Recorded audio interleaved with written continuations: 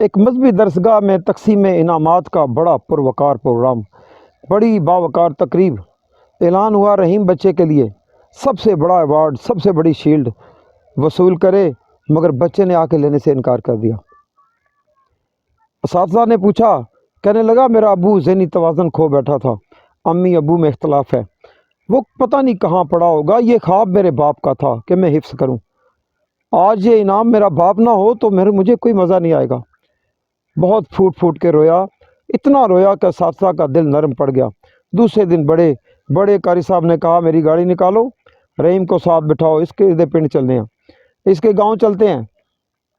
بڑی دیر مارے پھرتے رہے۔ 6 گھنٹے کی ڈرائیو کے بعد بالآخر ایک پل کے نیچے نیم برہنہ حالت میں سویا ہوا اس کا باپ مل گیا۔ سر پہ جا پہنچے، آواز دی، خیال تھا کہ پتہ نہیں کب پہچانے گا نہیں۔ 8 سال بعد بیٹے کی ملاقات ہو رہی ہے باپ سے، مگر دوستو آپ حیران ہو گئے ہو، والد کو نظر انداز کرنے والوں سنو، باپ نے آنکھیں کھولی نا نیم برہنہ حالت میں، پتہ نہیں کب سے وہ سویا ہی صحیح نہیں، تو اس نے پہلا لفظ یہ بولا، رہی میاں قرآن پڑھ لی۔